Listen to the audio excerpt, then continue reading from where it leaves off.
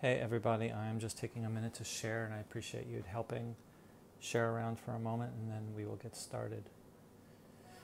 Good morning, good evening, Mark. Copy.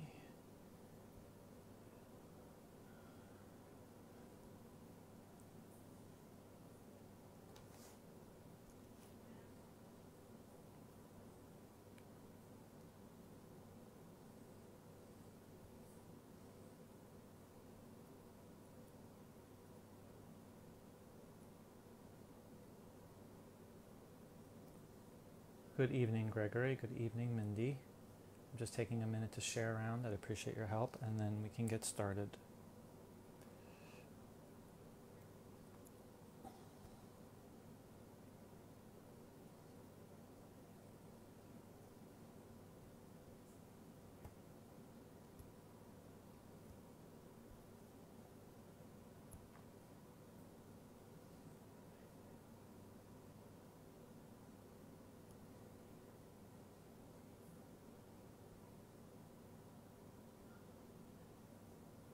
I'm just going to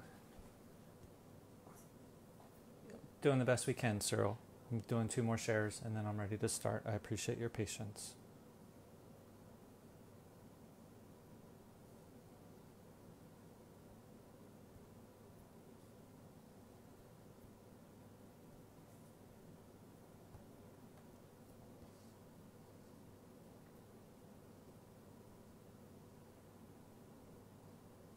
One more share and then I'll get started. Hi, Kathy.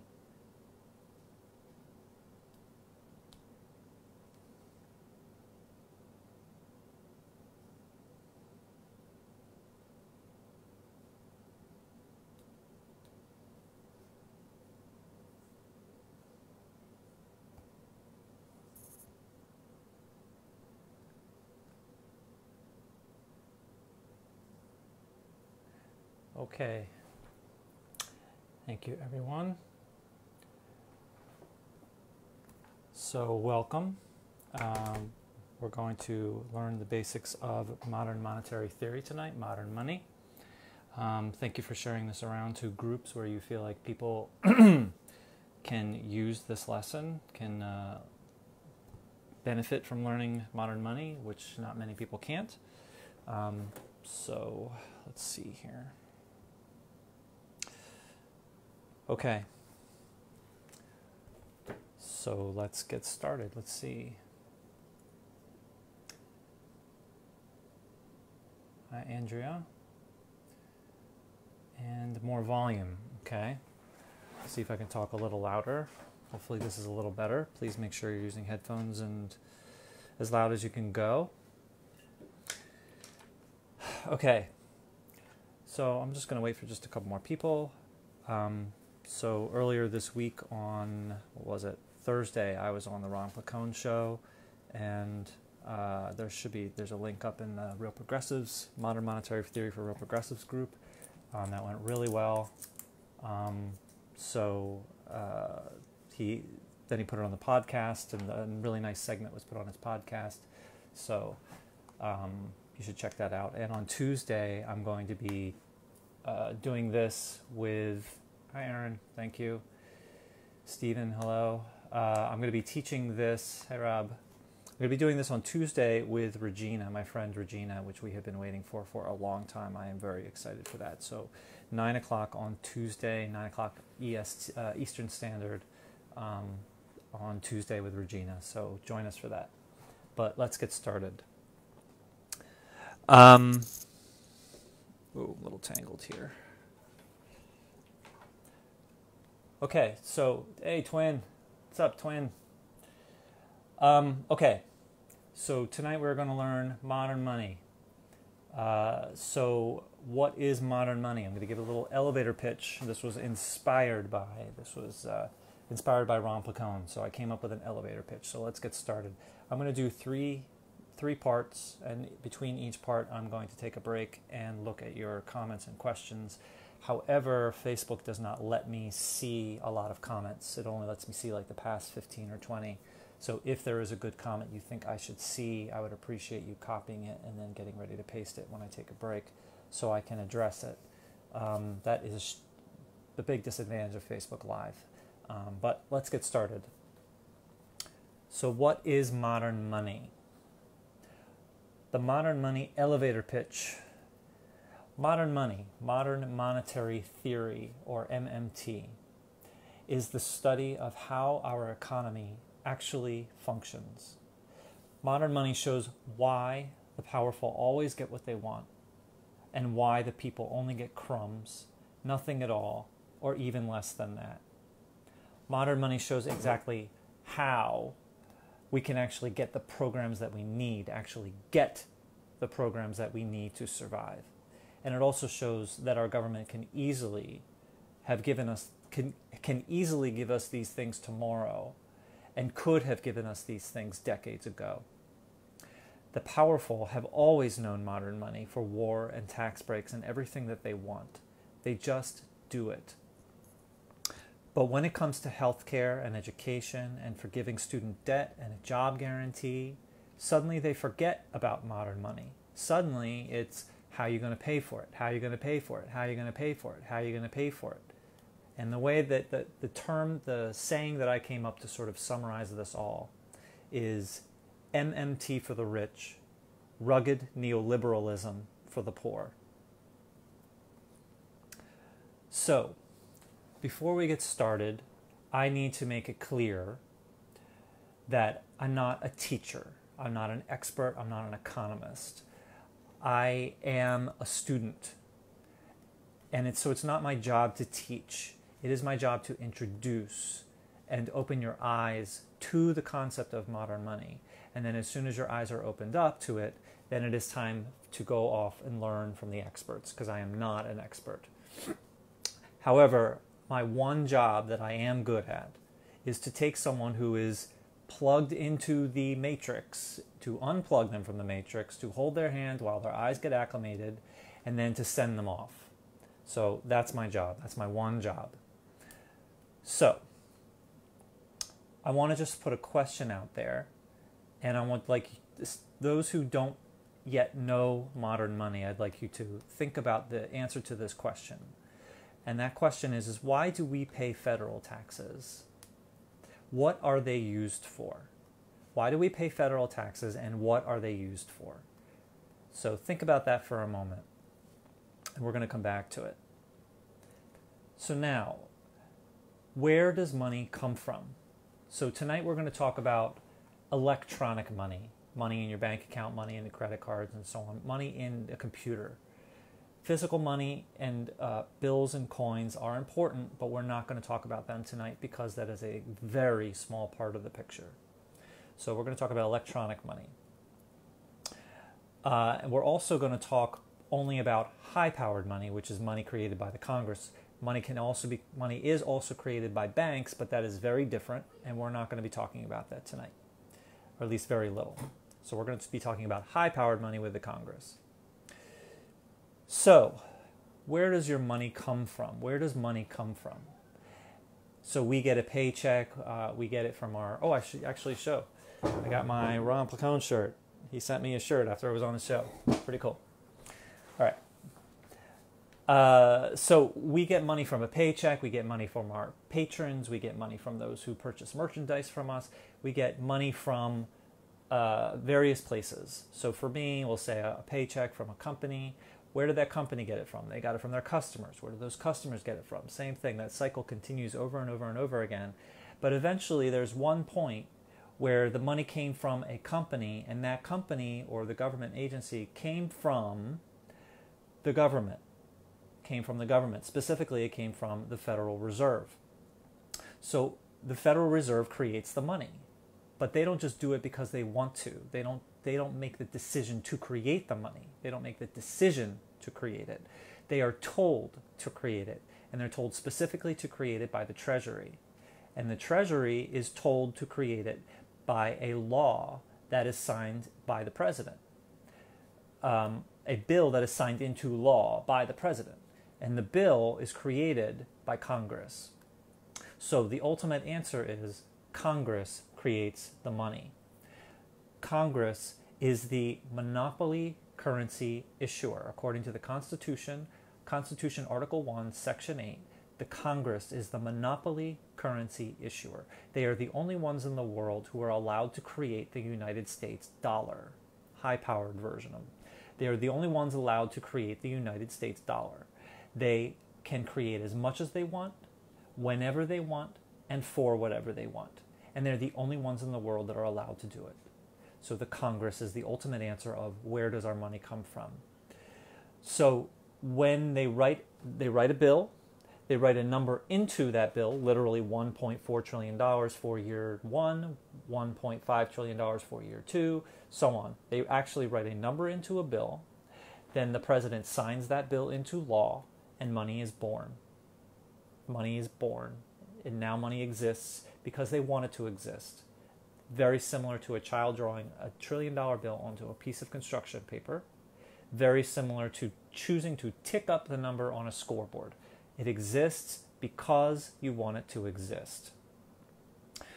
So, I'm going to mute this conversation here. So,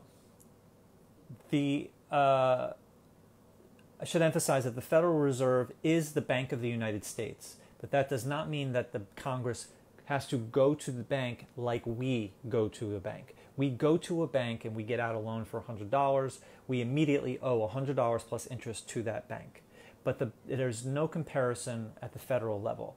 The federal government does not go to a bank and ask for money and then owe back that money immediately. There is no comparison. They tell the Federal Reserve what to do through this process of signing into law by president and the Treasury and so on. They command the Federal Reserve. They don't have a bank above them like we do. So they create money when they want, whenever they want, as much as they want, and for whatever they want. And they're the only ones that are allowed to do it. So we are a fiat currency. The United States is a fiat currency, along with Japan and Australia and England, New Zealand, and the European Union and others. That means that the government, the federal government, is the monopoly currency issuer, and that money, their currency, is not backed by gold. It's not backed by anything physical. And for all of these countries, obviously the European Union is more modern, but for all those other countries I mentioned, and some others I believe, in August of 1971, we stopped being on the gold standard. Now we are not. Now our money is not backed by anything. That we are a fiat currency.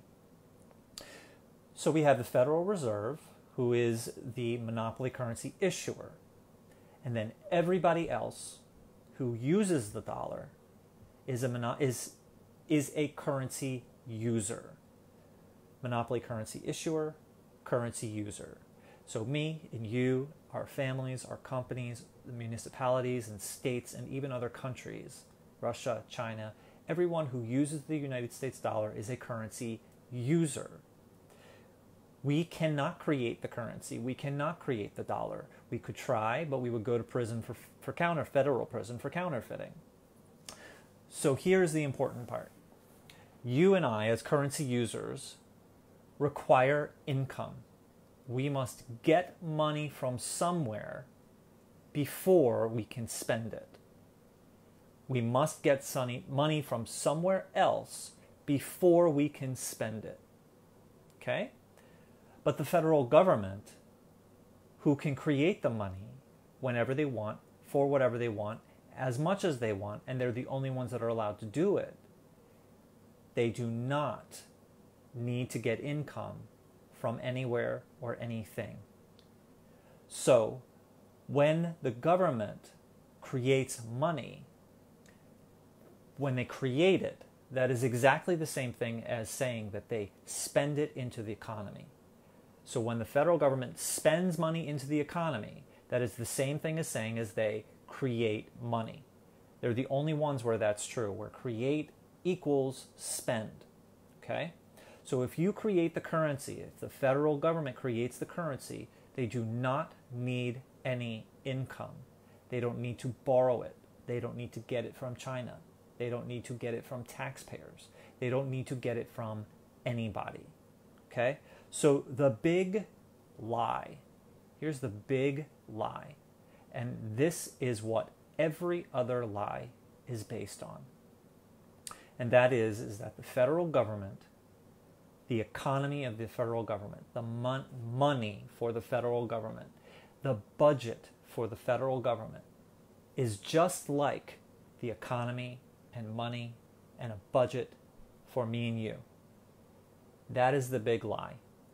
Because to say that a budget to me and you is nothing like a budget to the federal government is an understatement. To say that debt to me and you is nothing like debt to the federal government is an understatement. Same with borrowing.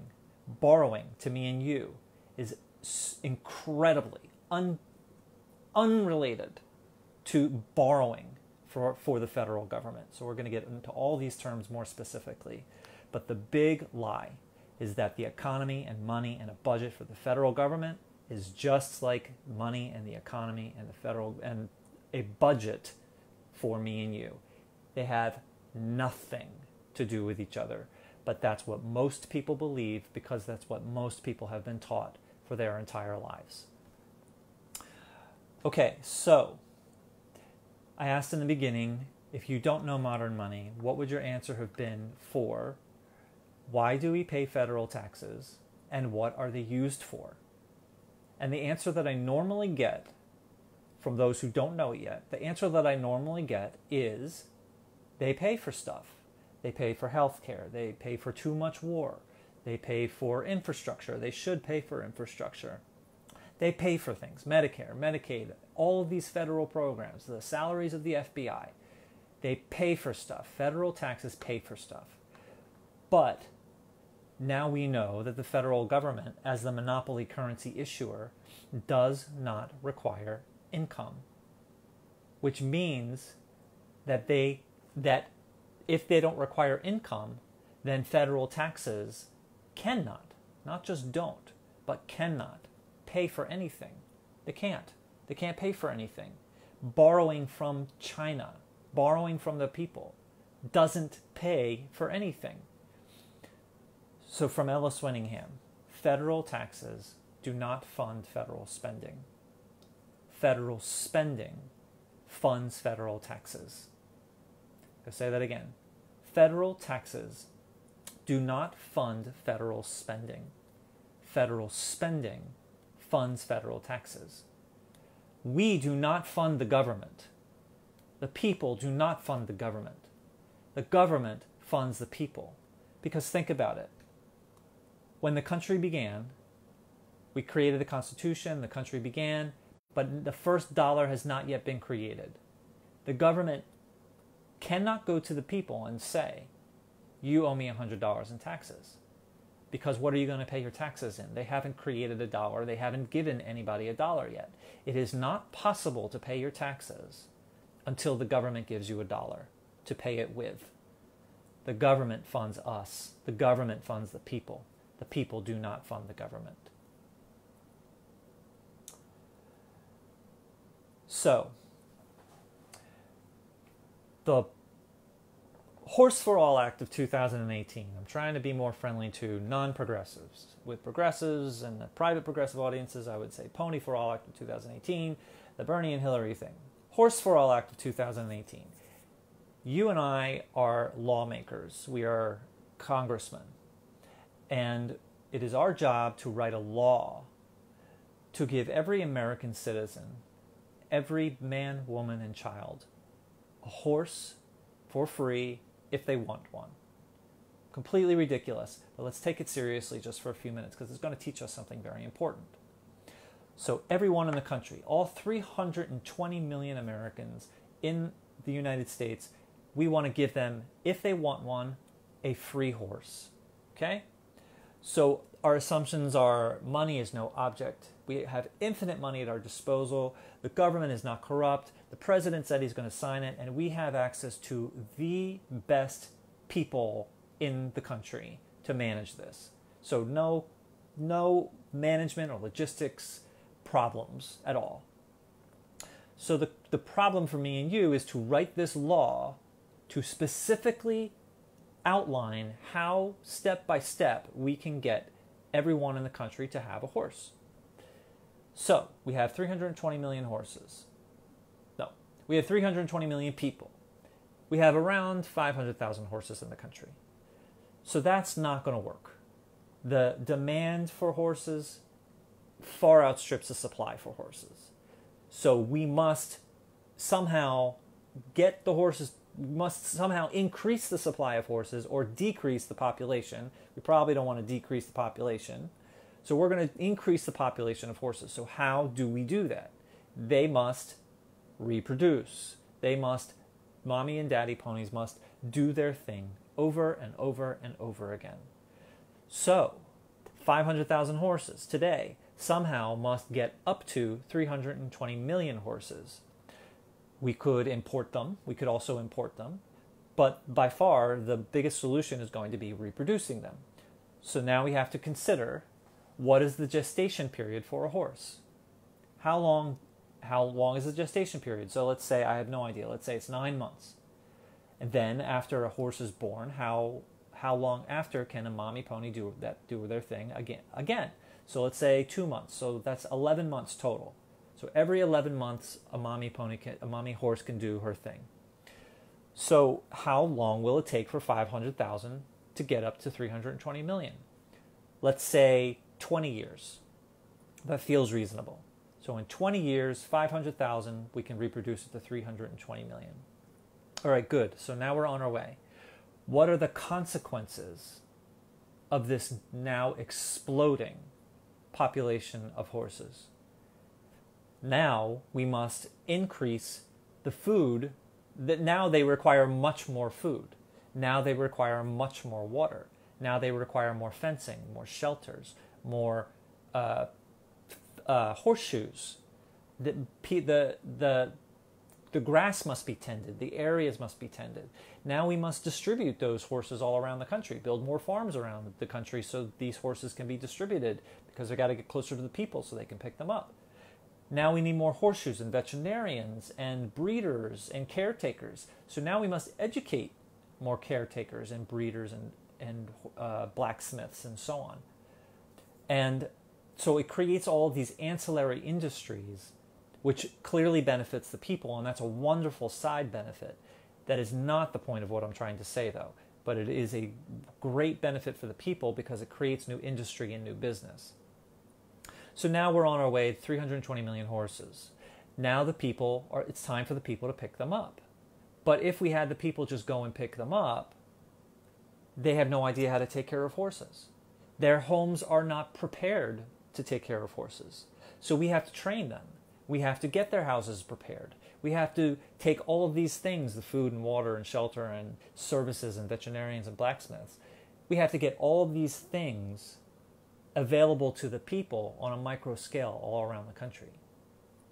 We must train the people to take care of horses. So all of these things must be taken care of. So now the people can go and pick up their horses if they want one. We have the best people in charge, so there's no chaos. It's all well organized. And now finally, we must consider what happens when a horse dies. 320 million horses, this is now a serious consideration. Disposal, replacement, so on. So that's the whole life cycle. That is what it takes to give everybody in the country a horse. That's what it takes step by step. That's what it takes. Now we could say that we're going to do it in 5 years. We can be foolish and we can say in the law it must be done in 5 years. At the end of 5 years, every single American has access to a free horse if they want one. We could throw $10 trillion at it. We could make it happen. But no matter how much money we throw at this, $10 trillion, however much money we want to throw at this, it doesn't change the fact that horses have a 9-month gestation period and can't reproduce. Mommies have to wait there 11 months for each cycle. Money doesn't change biological processes. Money doesn't change how fast we can distribute all of this around the country. Money doesn't change how fast we can educate a blacksmith and a veterinarian, all these new veterinarians and blacksmiths and all these new people that must be employed. Money does not change how fast people can be trained and prepared for their houses prepared. Money doesn't change real resources, just like even coal in the ground. Money doesn't change how much coal is in the ground. Only real resources matter. Money doesn't matter to the federal government. Only real resources, our productive capacity, our capacity to produce. So, real resources are, raw materials. Sorry, I forgot to write this down. It's raw materials, labor, technology, and time. That's real resources. Raw materials, labor, technology, and time. That's the only thing that matters to the federal government. Money doesn't matter. Okay. I am going to take a break, and we'll take our first break, and we'll look at comments and questions. So if there are any good ones that happened in the beginning, please copy and paste them so I can see them. Okay.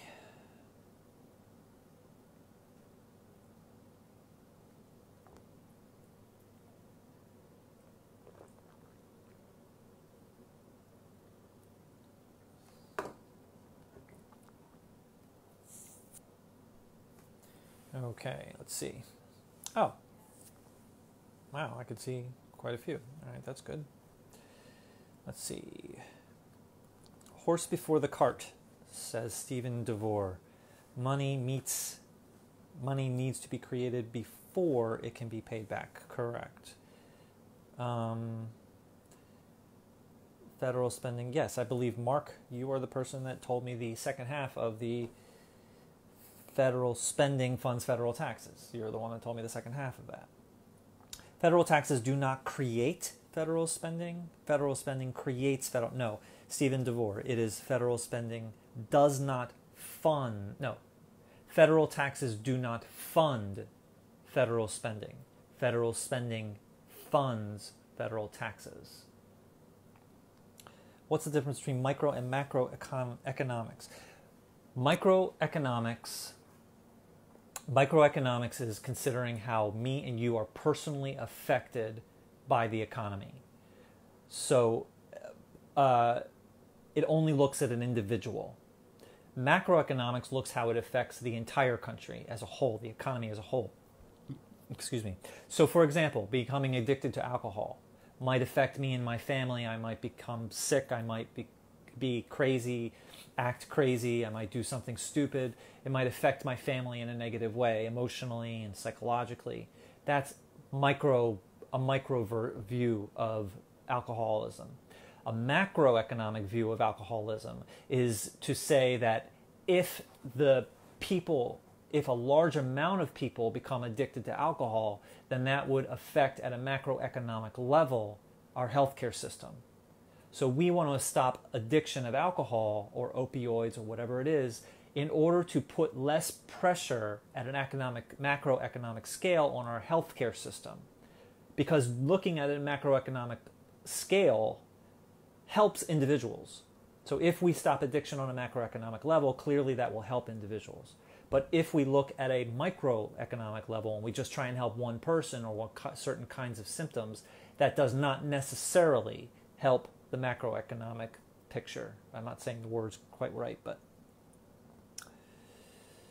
Sarah Williams, thank you for describing a fiat currency. I'm glad that helped. Aaron, thank you. Solid points for the Pony Act. Okay, anything else? Helicopter money. Not sure what that is. Okay. Lots of good comments. Okay, take a couple more. Just take another minute and then we'll go back. I'll start with part 2.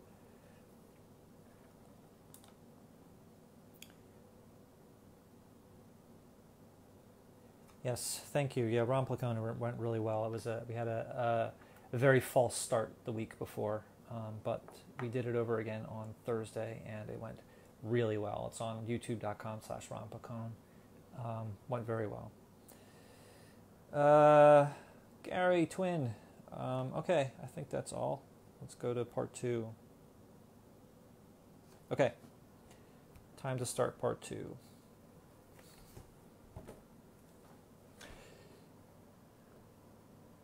All right, part 2. So why do we collect federal taxes? What are they used for? And the answer I've normally given is they pay for stuff. They pay for all these federal programs, salaries of federal employees, the Army, the military, Medicare, Medicaid, infrastructure, so on. They pay for too much war. But that conflicts now. We know now that the federal government doesn't require any income because they create their own currency. So why would they need any income? That makes no sense. They don't need to borrow. They don't need to tax for that purpose. They don't need to get it from taxpayers. They don't need to get it from borrowing. They don't need to get money from anyone because they can create it. What's the point? It doesn't matter.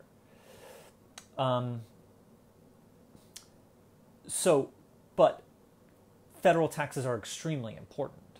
They're extremely important. Actually, forgive me, let me go back. I want to go back to real resources. Humans do not follow rules. Humans don't follow rules. So no matter how many rules we have, no matter how good the rules are that we have, how well thought out they are, it doesn't matter because they're human-created rules and humans don't follow rules. But real resources can't be cheated. Real resources are not in human control. They're outside of our control. You can't change the amount of coal in the ground. You can't change the gestation period of an animal. You can't change how fast someone can be educated. So real resources are the restriction that forces the government to create money in a responsible manner. No amount of rules can force the government to create money in a responsible manner. Only something outside of their control can do that, and what's outside of their control is real resources. Okay, so federal taxes are extremely important, but they are not used to pay for anything. So why do we collect federal taxes? So I'm going to say the purpose of collecting federal taxes, and then there's 2 really important uses of it. So the purpose of collecting federal taxes is to drive the currency and drive the economy. And for most people, that means nothing to hear those words. Drive the currency and drive the economy. But it's actually reasonably simple. And that is that when the United States created the currency, the very first thing that they did was to say that you must pay your taxes, your federal taxes. We're only talking about federal. You must pay your federal taxes in United States dollar. So in April, if you don't pay your taxes that you're supposed to, you will have severe penalties. You will go to jail. You will have things confiscated. You will have severe penalties. So I don't believe it is accurate to say that the dollar, people use the dollar because they have faith in it. They have faith in it, the faith of the United States government. I think it's more accurate to say is that they have faith that the United States government will do very nasty stuff to them if they don't pay taxes in the United States dollar, such as going to jail or fines or penalties or confiscation. It is fear of going to jail if you don't pay your taxes. That's what forces the people to use the United States dollar. That's what forces the people to get a job so they can get more United States dollars. So if the federal government stopped having these penalties for federal taxes, or if the people collectively said, I'm going to stop paying federal taxes, society, the government would no longer be able to compel people to be in the army, to do anything at the federal level. It is not an exaggeration to say that if federal taxes were no longer collected, or there was no penalty for jail, or if all the citizens decided we're not going to pay taxes anymore, it is not an exaggeration to say that society would break down, because eventually it would go to some other kinds of currencies, and the United States government would not be able to coerce the people to be part of the army or to be in the federal government. So the purpose of a government is to coerce the people to use the real resources at its disposal for the benefit of society. The purpose of a government is to coerce its people to use the real resources at its disposal for the benefit of society. And money is the incentive that they get to do it. So they get $100 to be in the army every month or whatever. They get $100. Some of it's taxed back, but they get to keep the rest of it, to invest and to spend and to save. They get to keep it. They get to keep it. So drive the currency and drive the economy. That's the purpose of federal taxes. Okay, a use of federal taxes is to control demand. Control demand. So let's define inflation. Inflation is a very scary word that we hear all the time. We're going to have inflation if we do this or if we don't do that. We're going to have inflation. Inflation is when prices go up and they keep going up. But it is not when the price of bread goes up. It is not when the price of gas goes up. It is not when the price of cars go up. It is not when the price of cars plus everything related to cars go up, a whole industry or even related industries. That is not inflation. Inflation is when every single thing in the country goes up and continues to go up. That's inflation. Inflation is a big deal. And if that term is used for anything less than that, then it's just scaremongering. That's all it is. It is not accurate. It could be inflationary pressure if the price of gas goes up, or if the price of cars go up, or if the price of horses go up. That could be inflationary pressure that could one day lead to inflation. But there are so many tools at our disposal to prevent that from happening, that to use the word inflation for that smaller situation is extremely misleading. So a use of taxes, federal taxes, is to control demand. So during World War II, we went off the gold standard, just the United States. A lot of countries went off in August of 1971 with Nixon. But during the end of the Depression, through the end of World War II, just the United States went temporarily off of the gold standard and to fund the war. So all the real resources for the automobile industry, instead of making cars, went into making tanks and ships and airplanes and artillery. They stopped making cars entirely. They completely stopped. And they focused all their real resources, iron, steel, rubber, cloth, plastic, all into making things for the army, for the war, for the military. Roughly speaking, the money in people's pockets stayed the same from before the war into when the war started. The people had, generally speaking, the same amount of money in their pockets. And generally speaking, the people wanted new cars just as much as they did before the war. But now there were no new cars at all. And that was a choice. We must use our real resources for fighting the war. So now we have a lot of people that want new cars, and we have no new cars to sell them. This is a big problem that we must solve this problem. So we must either increase supply, or we must decrease demand for new cars, or some combination of the two. So in the horse example, we clearly don't want to kill 300 million people to get them down to 500,000. That makes no sense. We don't want to do that. To make 320 million people get down to 500,000 people, so that matches horses, and so demand equals supply. We don't want to do that. We don't want to do that. Same with this situation. We have people that want new cars, and we have no new cars to give them. It is not an option in this situation to increase the number of new cars. We must dedicate our resources to the war. So the only other option left is to decrease demand. We must decrease demand. How do we do that? We could use a carrot, or we could use a stick. We could use a stick, and we could compel or demand or create a law or regulation or just a threat to say you must not buy new cars. Or we could entice the people. We could use a carrot. We could entice the people to use that money for something other than new cars. And what the United States did, and we could also import cars, there's other things to do, but we could entice the people with something more attractive than purchasing a new car. So that money doesn't go to attempting to buy a new car. And what we did was we offered the people war bonds. So we appealed to their patriotism and we said, fund the war. No, we said, support the troops, support the war effort, excuse me.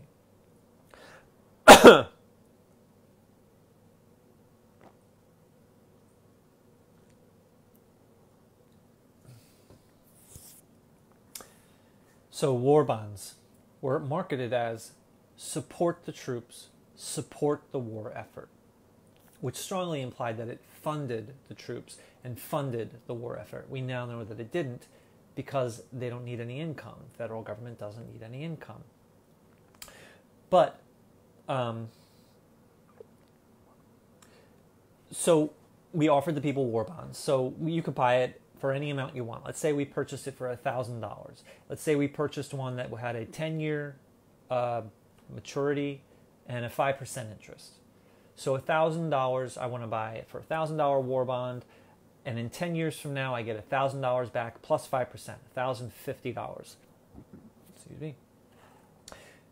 And this is what removed money from the economy, diverting money that would have gone for new cars, and instead removed that money from the economy and prevented this problem from happening, reduced the demand, it controlled the demand. But here is the tricky thing. Here's the tricky thing. When you purchase a war bond, your money is removed from the economy for 10 years in this case, 10 years, and then at the end of 10 years you get your money back plus interest. That's very similar to taxes. Taxes and bonds are very similar in that they remove money from the economy. War bonds remove them for temporary, for 10 years in this case. Taxes remove money from the economy for infinite years.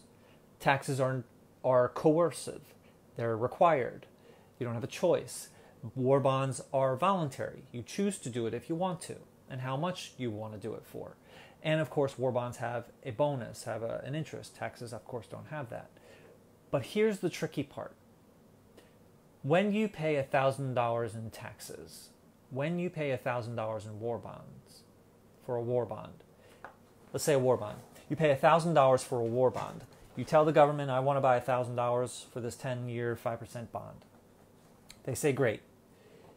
You authorize, you give the money to the government. But what that really means is you authorize the federal government through your bank to go into your bank account and lower your balance by $1,000. They give you a fancy piece of paper in return that says your name, 1955, 10 years later, 5% interest, $1,000. And they write it down in their ledger or their spreadsheet or whatever it is. It basically is a contract. It just tells them the information so they remember what happened. But they lower $1,000 on your side. They don't do anything on their side. That, when the money is created by Congress and signed into law, the money is born. And the opposite side of that is when you purchase a war bond or pay your taxes, that money dies.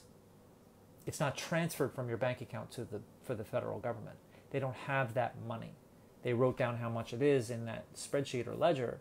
You have how much it is in your fancy piece of bond paper, but they don't have your money. That money dies. And if you think about it, if it never died, if the money never disappeared, then eventually we would have infinite money, which would be terrible, a terrible problem, because Congress would create the money over and over and over again. We would have infinite money, and that would be a problem. So when you purchase a bond, the money dies. And same thing with taxes. You pay your taxes, you write $1,000 into your tax return, send in your tax return. They put it in a filing cabinet or a folder on a computer, and it authorizes the government to go in through your bank, into your bank account, lower your balance by $1,000, and they do nothing on their side. The only thing is they have that tax return that reminds them of what happened and when it happened. So taxes and bonds remove money from the economy, and it dies. When you redeem your bond at 10 years, they create the currency to give it back to you. So that is controlling demand. Federal taxes can control demand. The final use that we're going to talk about is federal taxes imposing moral decisions.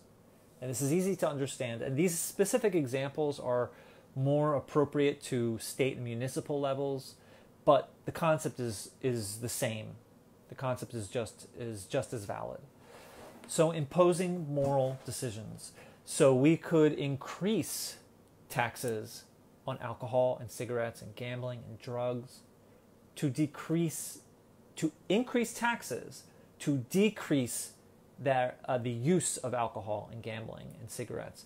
We don't want to stop it, so we're not going to raise taxes crazy, but we do want to reduce it to prevent addiction, which at a macroeconomic level could affect our healthcare system. We want to prevent that macroeconomic effect. So we would raise taxes on vices, alcohol, cigarettes, gambling, and drugs. Raise it some. For activities that cause pollution, we would raise taxes a lot. I would choose to raise them a lot to stop polluting activities, to stop people from buying gas guzzlers. So we can choose how much to raise it by. We can discourage behavior. The other side is encourage behavior. We could lower taxes to encourage behavior, such as lowering taxes on gym memberships or activities that reduce pollution, solar panels, electric cars. We could reduce taxes to encourage behavior, basically make it cheaper to make it easier for people to do it. So, as a quick aside, what's stopping us from writing a $4.5 trillion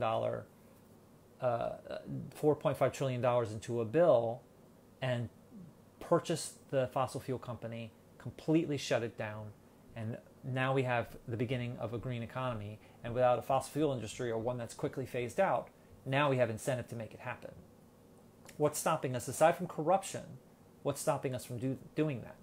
The answer is nothing. Nothing's stopping us from doing that. Okay, one more example of discouraging behavior.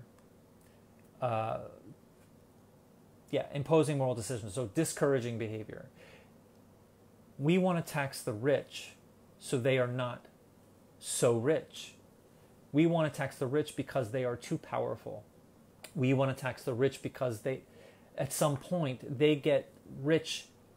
They can only get more wealthy by extracting off of the well-being of others, by extracting from the sickness and suffering and death of others. They get so rich, even more so than that they can start purchasing the politicians and therefore creating the laws. And we're clearly well into that. So we can tax the rich in order to prevent that, in order to make them less powerful. And we as a society would decide what would that threshold be. So let's say $500 million.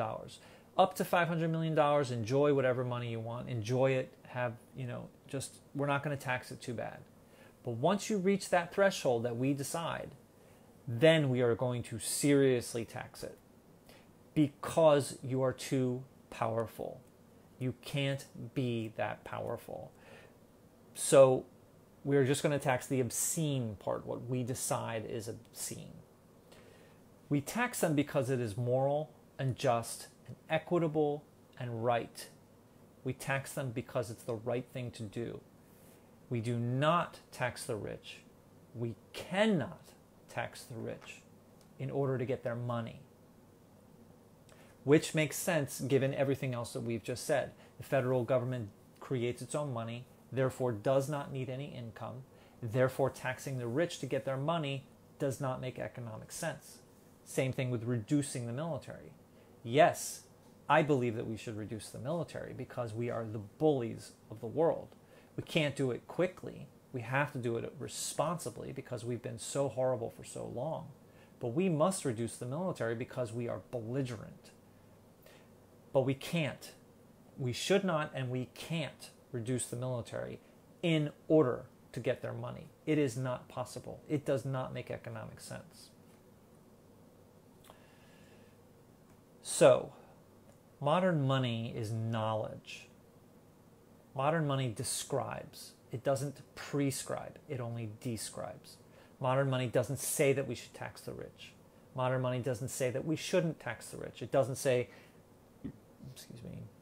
it doesn't say how much we should tax the rich or how much we shouldn't tax the rich. It doesn't say how much we should lower or raise the military. It says nothing about the military at all.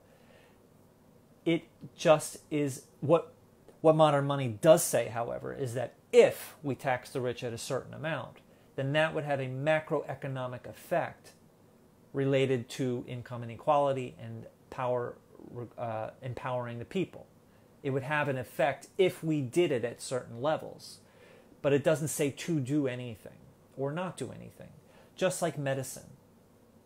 You learn about medicine, and then you can choose to use that knowledge to cure people, to do terrible Nazi experiments on people, or you could choose to never practice.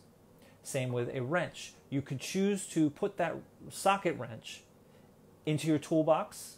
You could choose to throw it away and never use it. You could choose to unscrew stuff, which is its purpose. You could choose to beat people over the head with it. You could choose to use it for whatever, or not use it for whatever you want. You don't blame the wrench because someone chooses to use it to beat people over the head. It is not the wrench's fault. And same with modern money. Our politicians take the knowledge of modern money and screw the people. They use it to the benefit of the powerful and against against the people. It is not modern money's fault. It is not the fault of the rules that our politicians choose to use the knowledge in this way. So I hear a lot about people saying modern money, MMT. I don't want to learn MMT because that's just all about, just going to increase corruption. And they're focusing what should be focused on corrupt politicians and instead focusing on the knowledge. So they don't want to learn the knowledge because all they can think of is how screwed we are by our politicians. And so you are choosing to remain ignorant of how our economy works and therefore continue to fall for the tricks of those who continue to screw us. It is not the fault of modern money that our politicians use that knowledge for evil. Okay, I think that is the end of part 2. So let's see if there's any more questions and comments.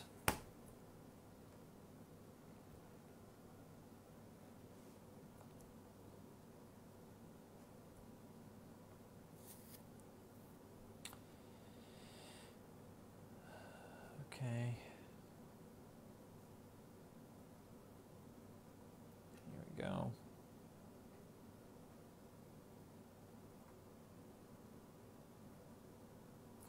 Okay, I'm not seeing any comments. Let me see if I can get to this. No.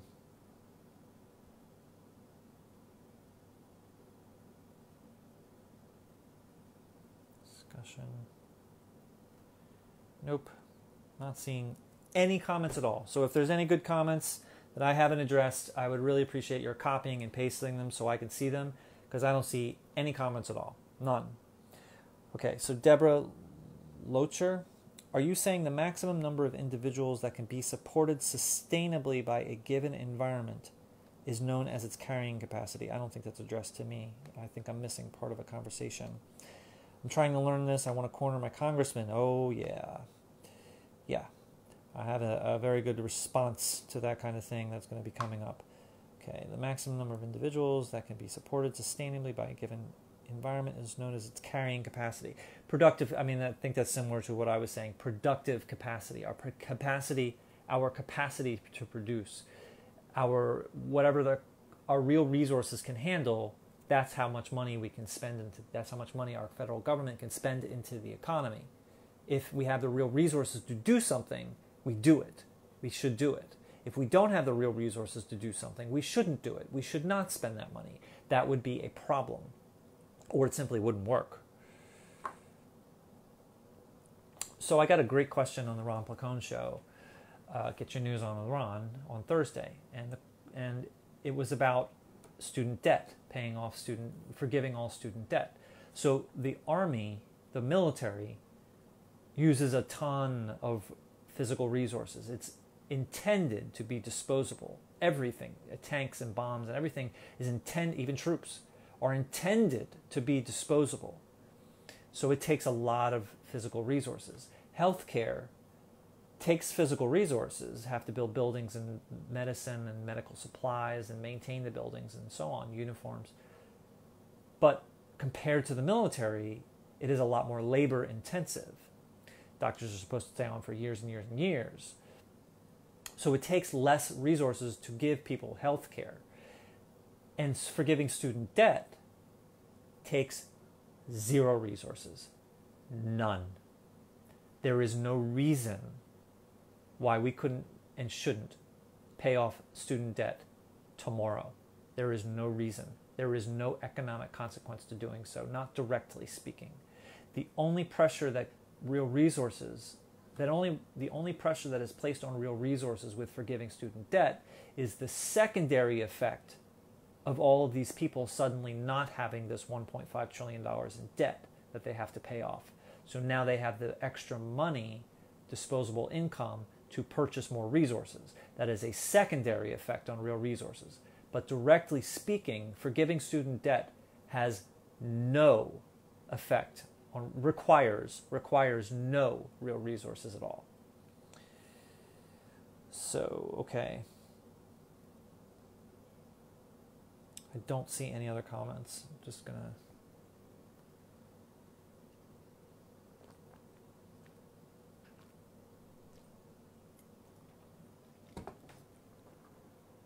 Let's see how long we're going here. All right, let's get page 3. Have they forgiven student debt before? Well, I mean, college used to be free, so it was really a non-issue. And paying off student debt, of course, is going to bring up resentment of those who had to pay their way through, and those, we don't have free college, so forgiving student debt is just a temporary solution because people are still having to pay. So we need free college in addition to forgiving student debt, and, those who were screwed by the system up until this point, they're going to be resentful. And, it's reasonable to be resentful. There is no reason but greed. The students should have such... Oh, there's more reason. There's more reason than just greed. Stephen DeVore. There is more reason than just greed. We're going to get into that. There's way more reason than just greed. Greed is definitely part of it. They definitely want to profit off of us. But there's more than just that. We'll get into that. Okay. I think it's time for part 3.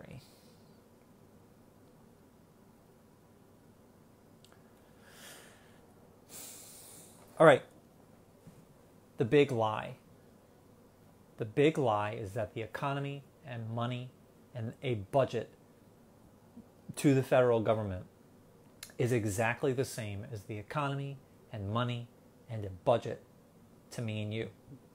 And to say that it's different is the understatement of understatements. It has absolutely nothing to do with it. They are so completely different. It is nonsensical to talk about them in the same way. So borrowing. You and I go to a bank and we borrow $100, and immediately we owe $100 plus interest. Immediately. And if we don't pay it back, the bank will get on us and will do whatever it takes to get our money back. There is no comparison to the federal government. There is no bank to the federal government. The Federal Reserve only works at the command of Congress. They are not the ones that Congress goes to beg for money. And yes, some people will say that maybe that's true, but that is not what the rules say. You cannot fight the cheaters if you don't know the rules. And the rules say that the Federal Reserve only works at the command of Congress. So there is no bank for the Congress to go to get out a loan. So they don't borrow anything. They create the currency. There is no need to borrow. There is borrowing to us has nothing to do with borrowing to them. And to even use the term borrowing in relation to the federal government makes no sense. This is so when the federal government takes out a loan from this mythical bank, does this mythical bank take us to jail, take the federal government to jail if they don't pay it back? That makes no sense. There is no situation that's comparable. This is what borrowing means to the federal government. When you and I go to the federal government and we take out a bond, a $1,000 bond, as we said before, they go into our bank account through our bank. Federal government goes into our bank account and lowers our balance by $1,000, gives us a fancy piece of bond paper, and they note it, sort of like a contract. They note it. My name, 10 years from now, 5%, $1,000. They don't have that money. They didn't increase their side by $1,000. They destroyed $1,000. They removed it from the economy. But that is what it means for the federal government to borrow $1,000 from me. They borrowed $1,000 from me by destroying the currency and doing nothing with it except write it down just to remember. So that's what borrowing means to the federal government. They borrowed $1,000 from me, they destroyed that currency, and then they will recreate that currency when it matures in 10 years, and then I can rip up my bond paper. That's what it means to borrow for the federal government. So if that's the case, and that is the case, then what does it mean to have to pay that back? You just create the currency again. There's no burden. There's no real resources involved. So to use the term borrowing in this situation makes no sense, economic sense. The debt. To me and you, I have a debt of $100 to this bank, $100 plus interest to this bank. I am in debt. That is an anxiety-creating situation. There is no comparison to the federal government. The debt for the federal government is, well, we have to remind I just see the connection just went away for a moment. The purpose of a federal government is to coerce the people to use the real resources at its disposal for the benefit of society. And money is the incentive that they give to the people to do that. And they tax some of it back, but the people get to keep the rest of that money to invest and save and spend. That is completely different than when with me in a bank. I go to a bank, I immediately owe them $100 plus interest. They gave me $100, I immediately owe them $100 plus interest. That is completely different than when the federal government spends $100 into the economy to implement some law, to do something for the benefit of society. The people get to keep most of that money. They tax some of it back, but the people get to keep the rest of it forever. Forever. So to say that the federal government is in debt, that doesn't make sense. If the federal government can create its own money, as much as it wants, whenever it wants, for whatever it wants, and it's the only one in the world allowed to do it, to say that they are in debt makes no sense. So here is the technical definition of the federal debt. And then I'll give you an easier one to understand. The technical definition of the national debt is the total amount of money spent into the economy since our country began that has not yet been taxed back.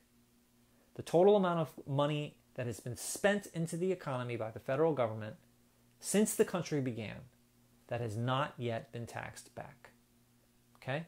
So every year there's a deficit, and the accumulation of those deficits is the debt. Here's the simple way of understanding the national debt. The national debt is the total of all American citizens plus all currency users, so China and Russia, but all American citizens' investments, bank accounts, and wallet, pocket change. That's the national debt. So $21 trillion approximately. That means that the American people have a total of $21 trillion in their bank accounts, investments, and wallets. It is our value. It's our savings. So in my opinion, the national debt should be called our national value. Others will say it should be called our national savings. So if the debt is our value, what does it mean to pay back the national debt? By definition, if you want to get the national debt down to zero, that means you must empty out, zero out, everyone's investments and bank accounts and wallets. And that is obviously something that we don't want to do. Okay, so deficit, balanced budget, and surplus.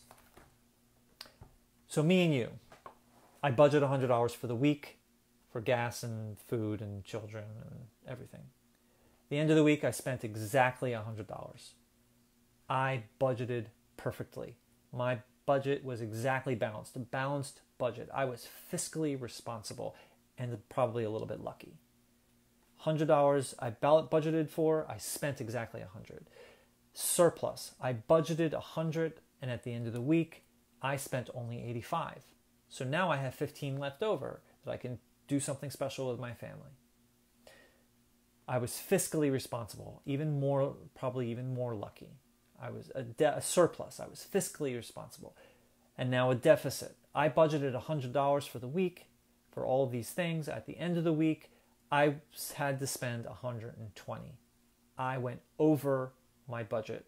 I had to take out credit. I had to take out a loan. I had to dip into my savings.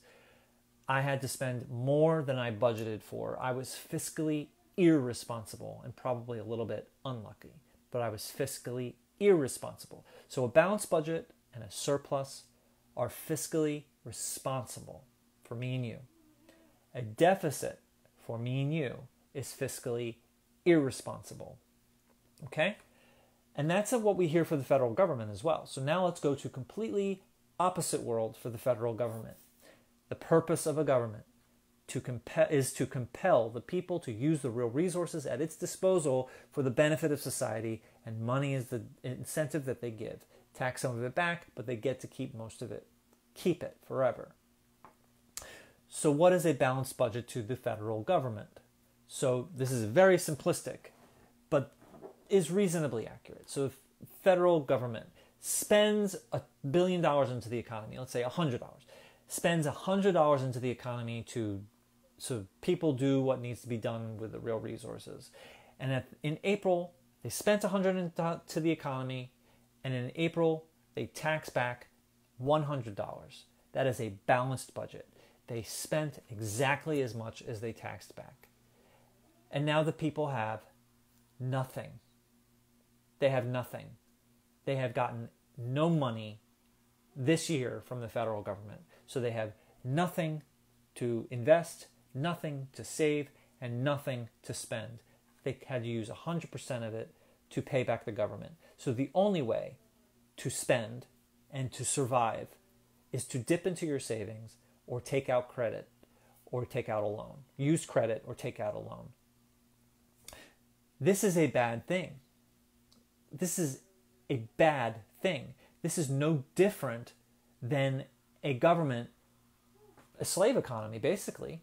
If we continue doing this over and over again, the people have no incentive to do anything, and it's very similar to just putting a gun to the people's head. You will do it because I'm telling you to do it, because I'm giving you no incentive to do it. Surplus, we are told a balanced budget for the federal government. We are told that is fiscally responsible. Okay, surplus for the federal government. Again, we are told that a surplus is fiscally responsible. So the government spends $100 into the economy to get things done, so that people do things. And at the end of the year, in April, they tax back $120. So they tax back more than they spent into the economy.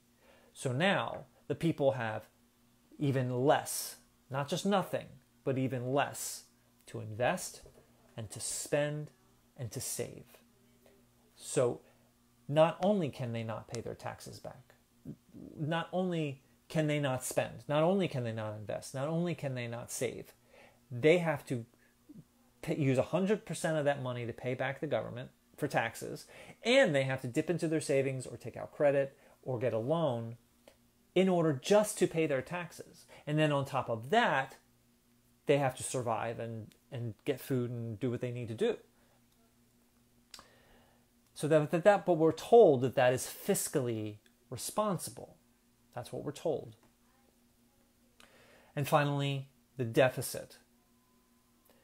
What we are told is that the federal government, when it has a deficit, it is being fiscally irresponsible.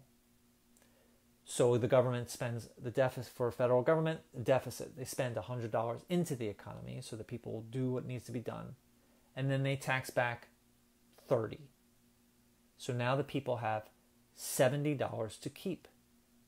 $70 to invest and save and spend and survive. They have plenty of money to survive. A deficit for the federal government is our income. It's our income. That's where our value comes from, is each year in the deficit. The accumulation of the deficit is the national debt. A deficit is not just important. Oh, and to reminder, a deficit, you're told, is fiscally irresponsible. Irresponsible. It is irresponsible to give the people value. A deficit for the federal government is not just important. A deficit is critical to the functioning of society. Without a deficit, society would break down because the government would stop giving the people any value. So I believe the deficit should be called our national income, and I believe that the debt, the national debt, should be called our national value. A lot of people say national savings. Okay, so those are the big scare words for the federal. They want us to think, the big lie, they want us to think that a deficit and a debt and a surplus and a balanced budget and a debt and borrowing is the same for me and you as it is for the federal government.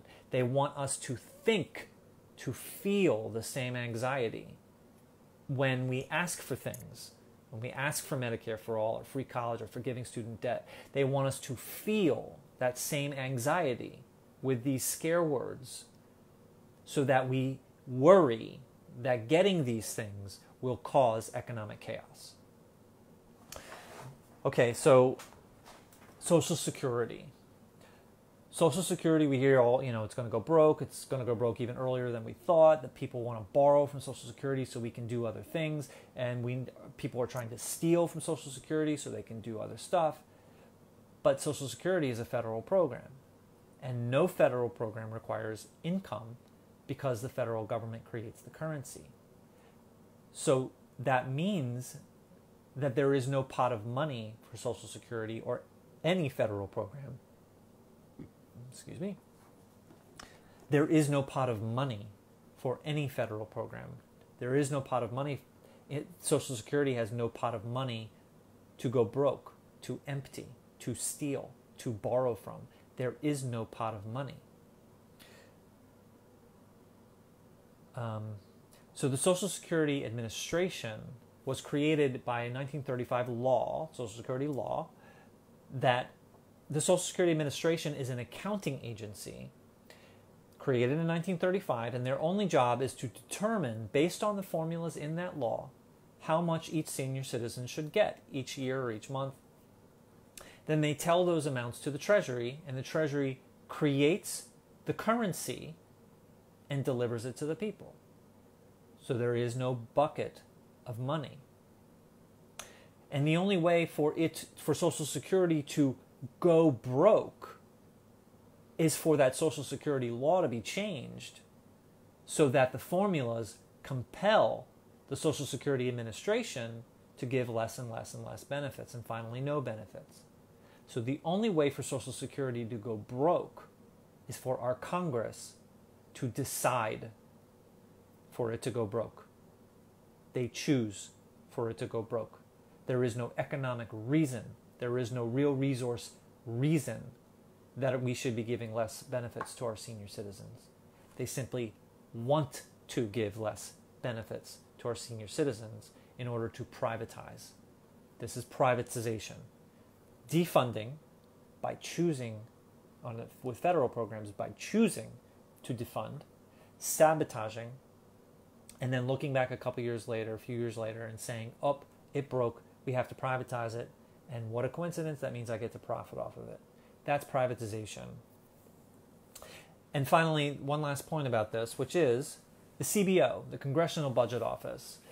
They analyze major bills to see what the effect on the economy will be. And generally, it's good analysis.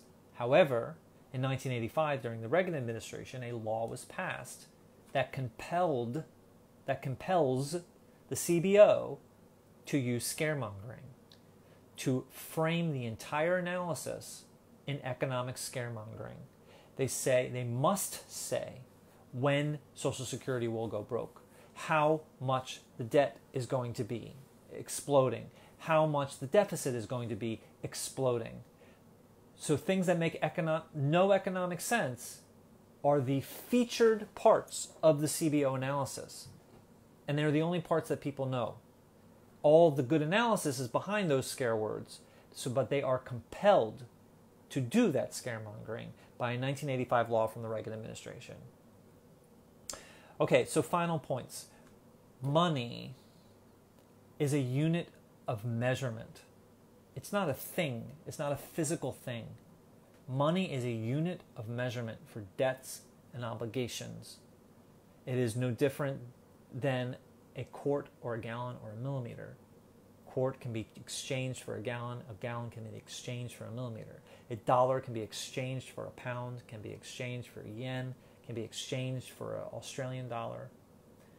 Pound can be exchanged for a kilogram, can be exchanged for a ton. Inches can be exchanged for centimeters, can be exchanged for miles, can be exchanged for kilometers. The distance between Chicago is X miles and X and Y kilometers and Z centimeters. You will not run out of centimeters. You do not run out of centimeters. So now I can't measure the distance between Philadelphia and Chicago because I ran out of centimeters. That doesn't make sense. And the same thing is the case with the dollar, with money. You don't run out of the measurement unit. You only run out of the things that you are measuring, and money measures real resources. Okay, so conclusions now. Racism is a tool to tear the people apart. Hold on.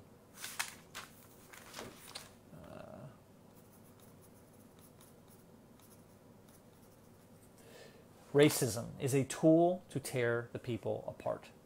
Xenophobia is a tool to tear the people apart. Get angry at the powerless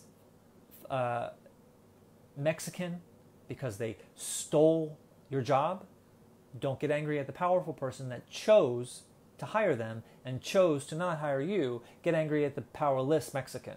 Xenophobia is a tool to tear the people apart.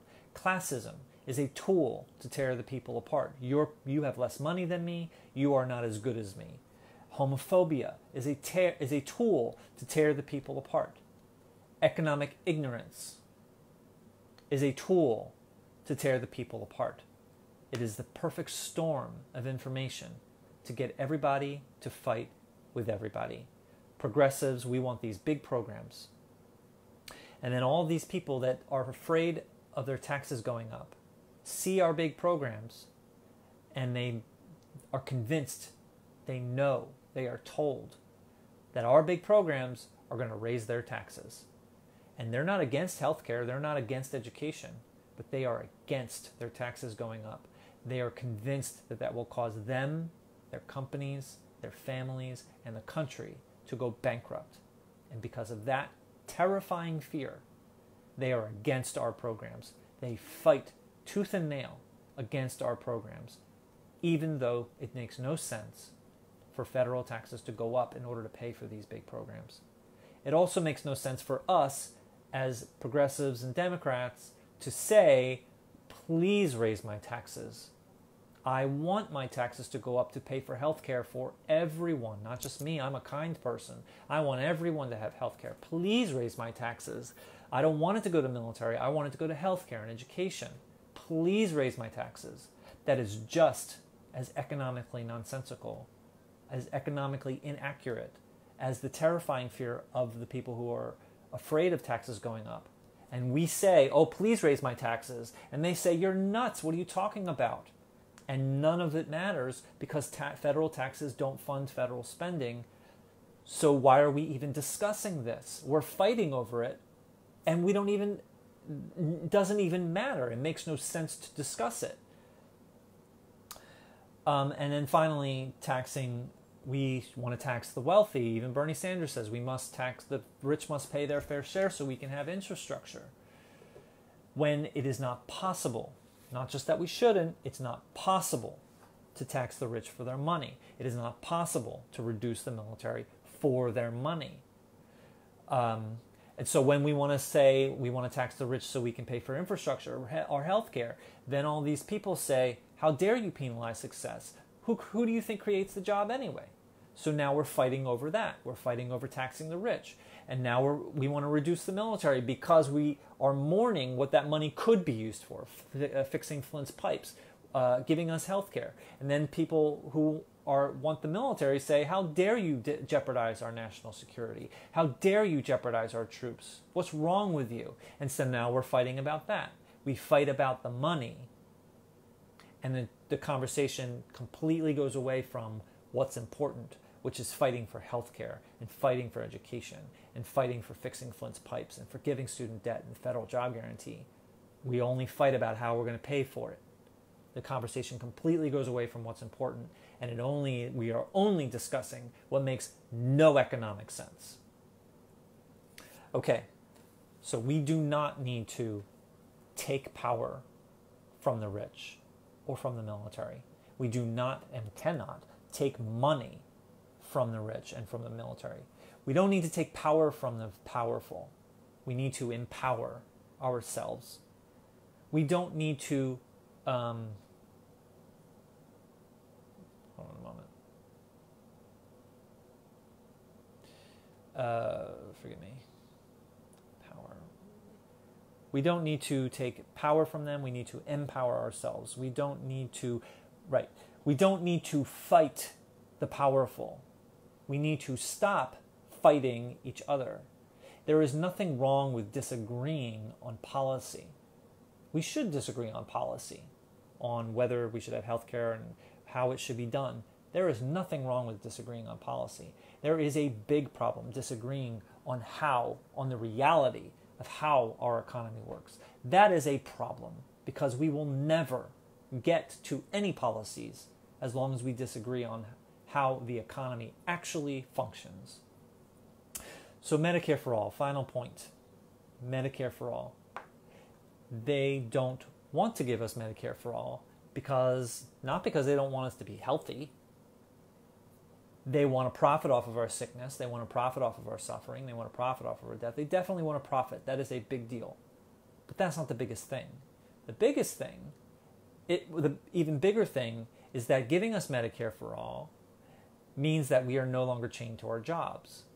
Means that we can leave our jobs because we don't have to worry about our family's health care. But because we don't have Medicare for all, we can't stand up to our bosses and say, stop doing this to me. You must treat me better. You must pay me better, or I'm going to leave.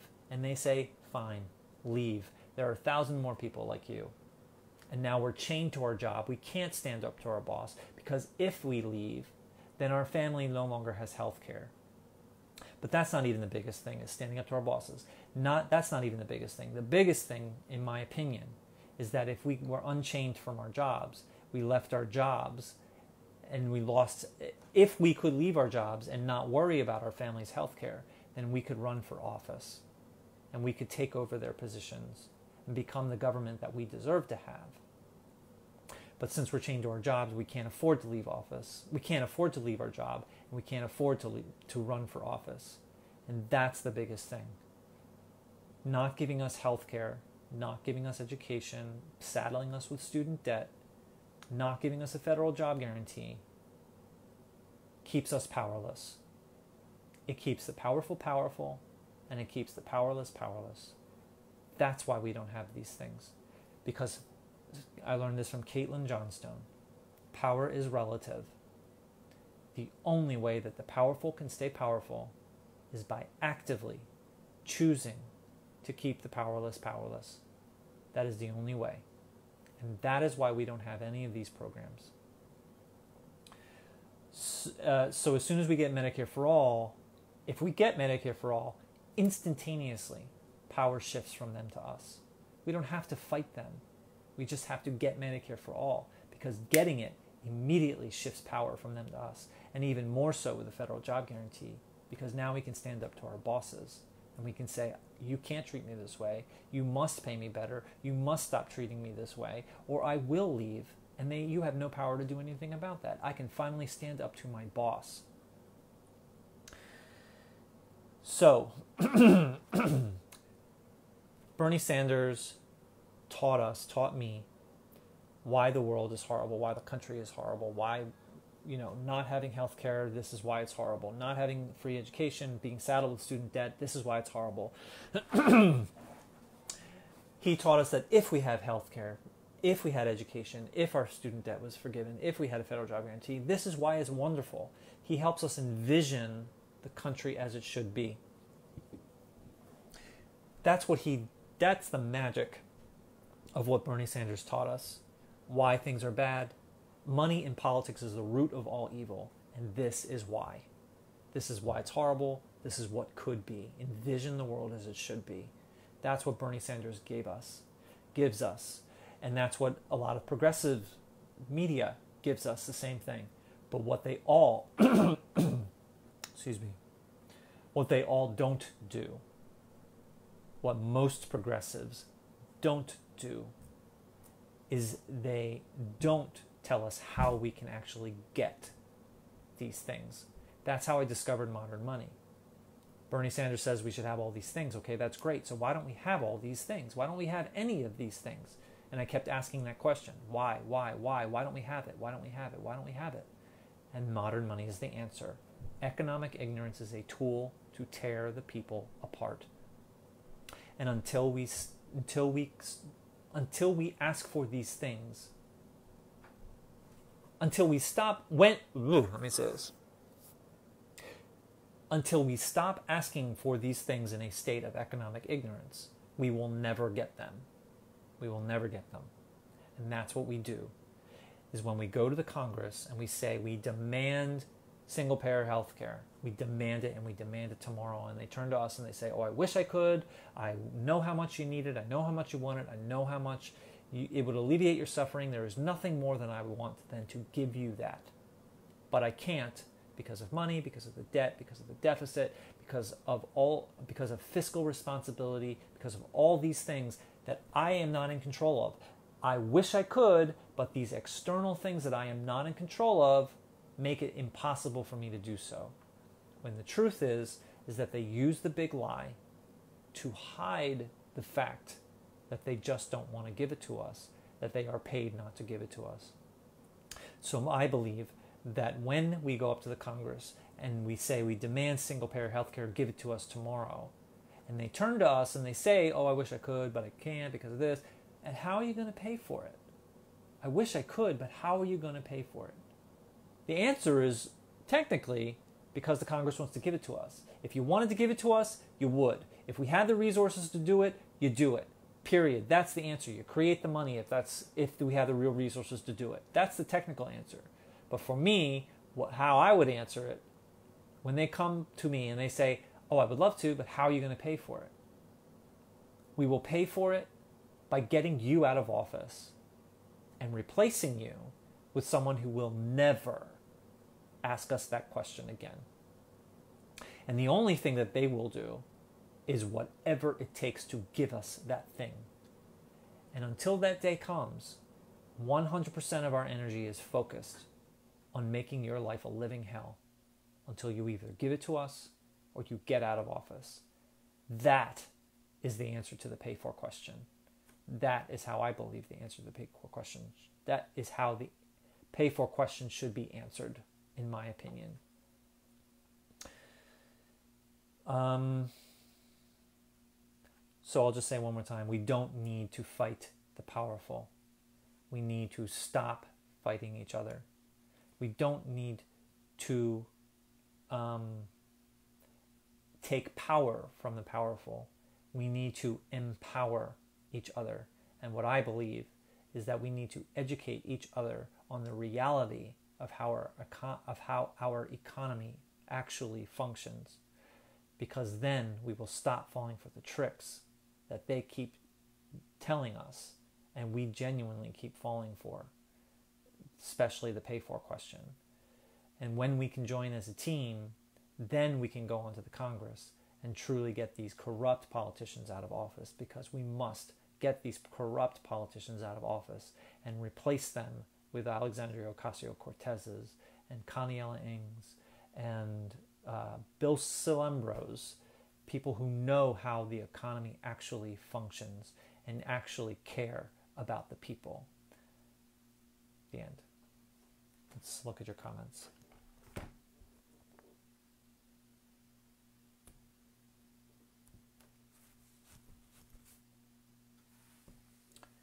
Actually, I think I found a trick to look at all of the comments. Okay, bond money died. Aaron, I disagree that bond money dies because bonds mature and then the money is credited back with interest. It does. I mean, it does die. It comes back to life like a zombie. But for those 10 years, it dies. I'd be interested in understanding what... I'd like to understand better what you're talking about. But as best I understand it, the money does die, but it comes back to life at the maturity date. Okay, let's see. Let's see. 1 minute. Okay, some more comments here. How does this affect states and repairing infrastructure? Why can't states get together and ask the federal government for funds? That's a good question. I don't quite know how to answer that. I mean, infrastructure really doesn't affect the powerful nearly as much as it affects everybody else. So that's just a consequence of corruption, is my initial thought. But let's see. Chai. Why no Medicare for all yet? 3, they want to profit from our suffering. 2, they want us chained to our jobs so we can't stand up for our bosses. You're summarizing what I said, I believe. And 1, we will run for office if we had more freedom. Absolutely correct. I totally agree. We don't need to fight the powerful. We need to stop fighting each other. Yes, very cool. Very cool. I think a good point is, Aaron, I think a good point is that taxing the rich does not redistribute money. We pre-distribute money via job guarantee. Absolutely. I learned this from Ellis Winningham, that taxing the rich is critical, but if we just do that, our problems are not... We still have 90% of the problem remaining, because the problem is that their income is a fire hose because they have stolen from the people for decades. They've just stolen from us. Unemployment, natural unemployment, is one of the most sinister terms of all. Natural unemployment, like we have to have 4% unemployment, because if we go below that, then we'll have runaway inflation. But the truth is that if we went below 4% natural unemployment and we got closer to 0% unemployment, then that's very close to a federal job guarantee, which means that the people can stand up to their bosses. That's why we don't go below natural unemployment. Natural unemployment for the powerful is 4%, because then they can keep us working part-time. We have to produce more in fewer hours. We have lower wages. Our unions are being killed. That's why is natural unemployment keeps them away from full employment, which is basically a federal job guarantee, which means that we can stand up to our bosses. Let's see.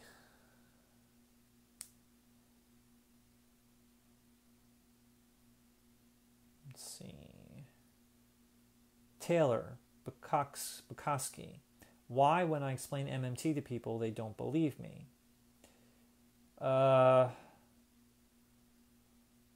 Yeah, that's hard.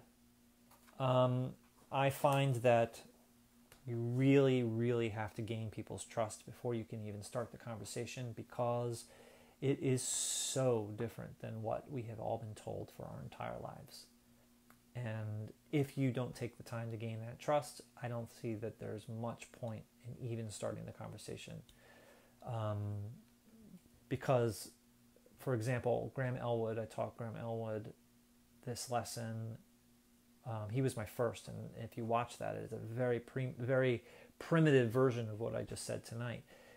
And it took a good hour and a half to get to the point where I could say, you have done these things that are damaging by, perpetuating these lies unknowingly, completely not intending to do so. It's just you're doing the best you can with what you know. But this is a very bad thing. And it took a good hour and a half to gain that trust, and also to make sure that he understood the full context in order to say that criticism in a way that wasn't disrespectful and insulting. So it takes a long time to gain people's trust in order to get to the point where you can start saying you're wrong, so they actually listen to you and care to listen to you.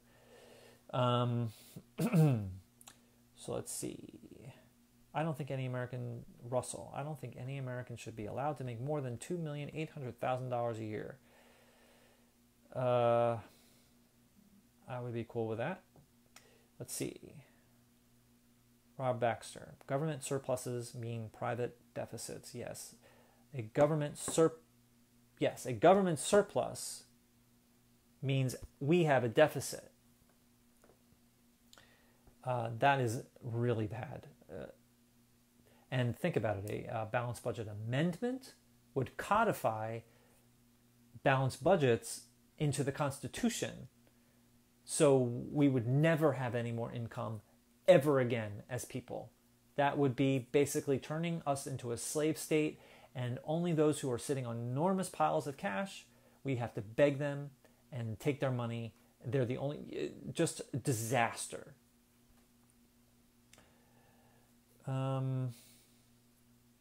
So I'll say, so Stephen DeVore, do I have this correct? Federal taxes do not create federal spending. So I'll just say it correctly. Federal taxes do not fund federal spending. Federal spending funds federal taxes. We do not fund the government. The people do not fund the government. The government funds the people. Sarah, I like the pony metaphor. It helps drive the point home. I am glad. I'm glad that works for you.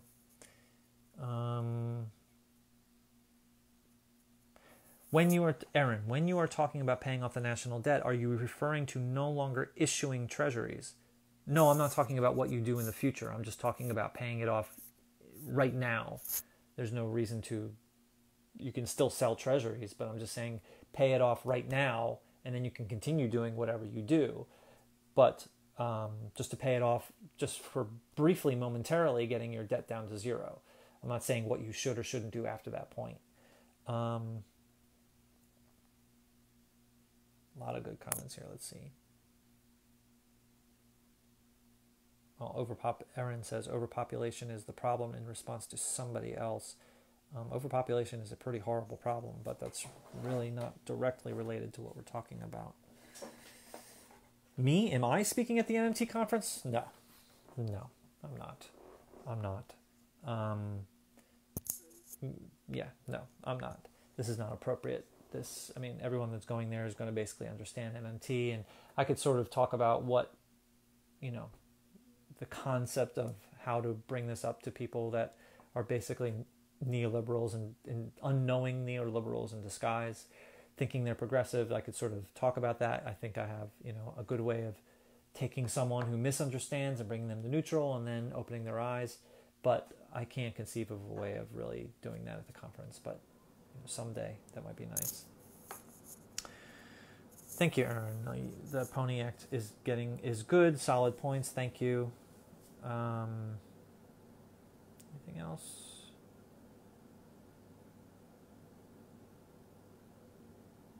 Yes, Gregory Mallard. We must erase all outstanding student loan debt and pass legislation to make college and university tuition free. Absolutely. Absolutely.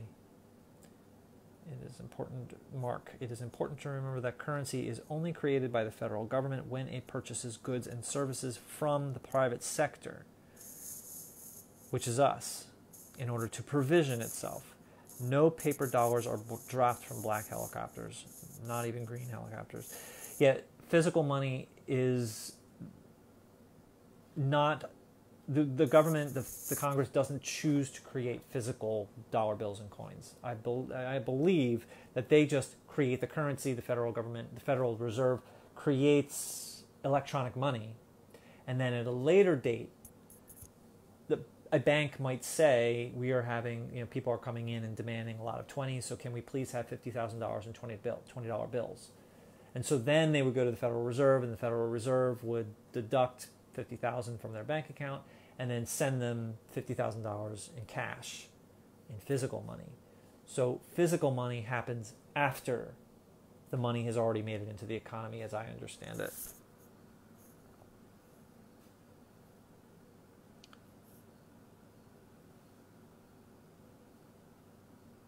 But we pay each check. Janet Mays, but we pay each check. I am not sure. I have a feeling I'm missing some context there. Total value. Tina Davis. I understand total value better. I think you mean the national debt. Good. I'm glad you understand it better. Okay. I think that's it. Any new comments?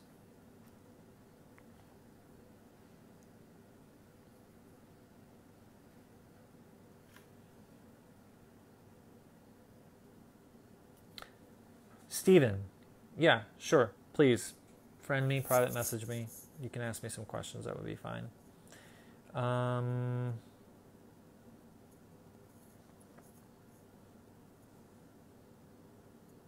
Okay, looks like that's all. All right, I appreciate it, everybody. Thank you for being with me.